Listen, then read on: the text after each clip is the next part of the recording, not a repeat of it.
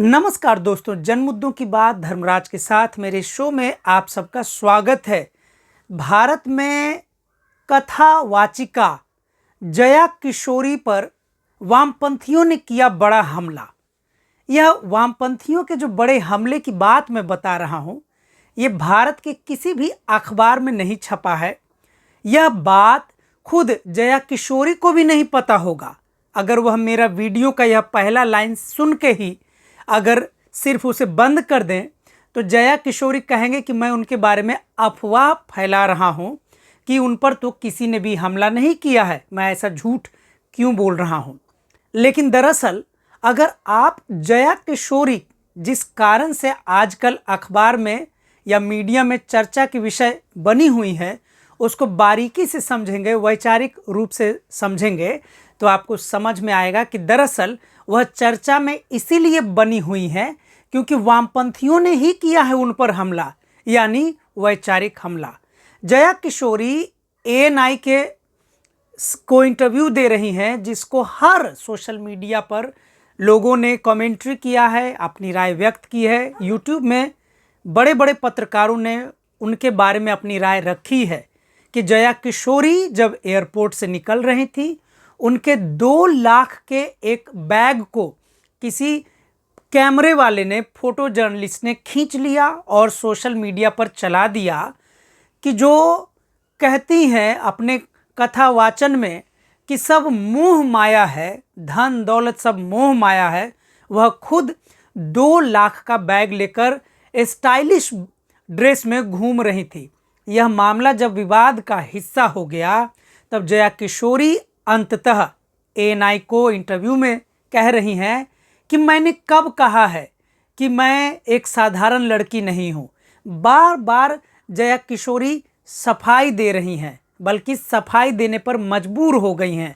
जया किशोरी बता रही हैं कि उन्हें किसी भी प्रकार का साध्वी संत न समझा जाए।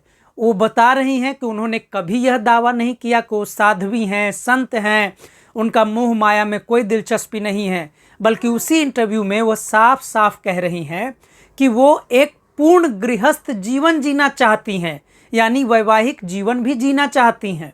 लेकिन जो मीडिया के लोग हैं इस बात के लिए जया किशोरी पर बार बार कमेंट्री कर रहे हैं और जया किशोरी उसी मजबूरी में बार बार उन्हें बयान देना पड़ रहा है। हर जगह यह फैलाना पड़ा है, प्रसार करना पड़ा है कि वो कोई साध्वी संत नहीं है। मैंने शुरू में कहा कि वामपंथियों ने उन पर हमला किया। दरअसल ये क्या है वामपंथी होना? वामपंथी होना एक विचार है। इस विचार के अंतर्गत गरीबों का, यानी सर्वहारा लोगों का, पूंजीपतियों के खिलाफ या उस विचार के खिलाफ जिसमें पूंजी का, धन का समर्थन है।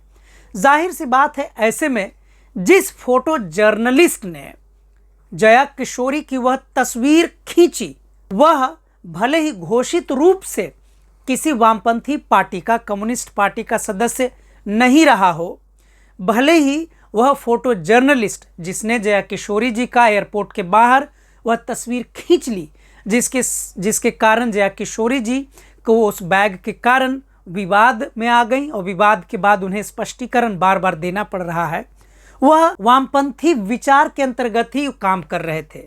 क्योंकि भारत जैसे देश में जहां बेरोजगारी, गरीबी, भूखमरी चरम सीमा पर है, ऐसे में कोई जया किशोरी जैसी सार्वजनिक व्यक्तित्व 2 लाख का बैग लेकर घूम रही हैं तो किसी न किसी रूप में उनसे यह सवाल किया ही जाएगा कि भारत जैसे देश में जहां आज भी लाखों लोग भूखे सोने पर मजबूर हैं, वो उनके पास 2 लाख का बैग कहाँ से आया? अगर वो कथा वाचन करती हैं तो उस कथा वाचन का क्या उद्देश्य है?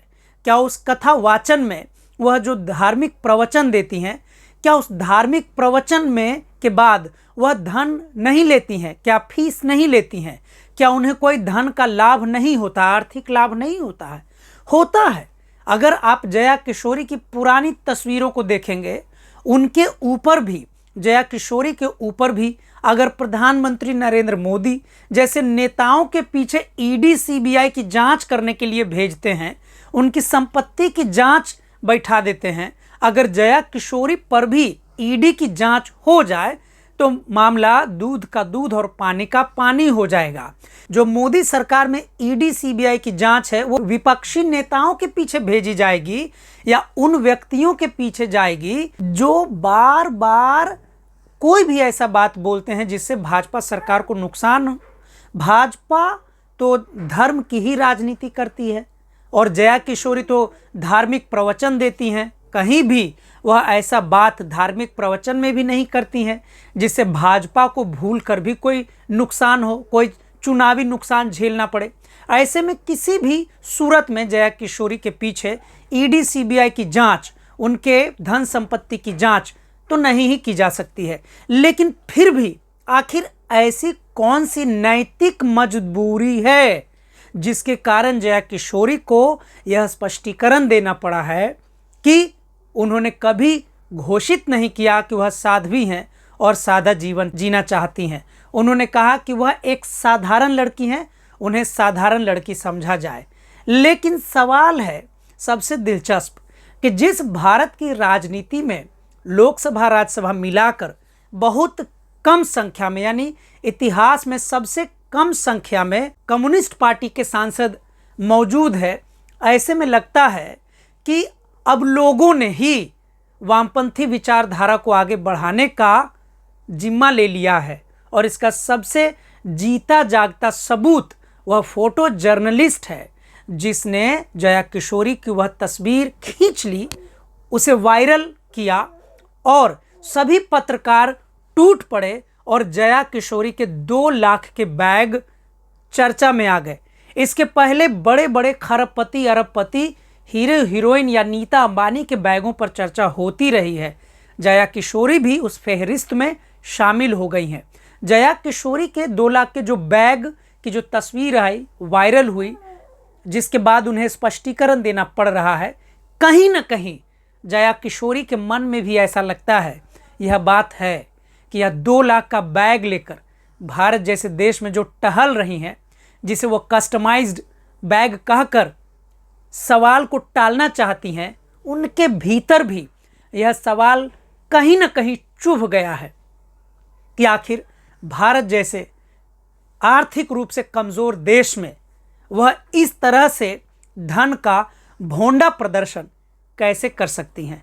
इसीलिए मैंने कहा कि हो सकता है चुनावी राजनीति में वामपंथी विचारधारा का दबाव कम दिख रहा हो, लेकिन जब चुनावी राजनीति में वामपंथी विचारधारा का प्रभाव कम हुआ है, ऐसे में जो भारतीय समाज में आर्थिक विषमता बढ़ी है, उसके कारण ऐसा लगता है कि जाने अनजाने ऐसे ही वामपंथी विचारधारा को पत्रकार, फोटो जर्नलिस्ट आगे बढ़ा रहे हैं। इसीलिए मैंने शुरू में कहा कि जया किशोरी पर वामपंथियों ने हमला किया है। यह हमला सर्वहारा की तरफ से किया गया है, यानी भारत का मजदूर मेहनतकश व्यक्ति जाने अनजाने वह पत्रकार के माध्यम से जया किशोरी से जानना चाहता है कि भारत जैसे देश में आखिर जया किशोरी कैसे 2 लाख का बैग लेकर घूम रही हैं। आज के लिए इतना ही, आगे हम फिर मिलेंगे अगले मुद्दे पर। तब तक के लिए शुक्रिया, धन्यवाद।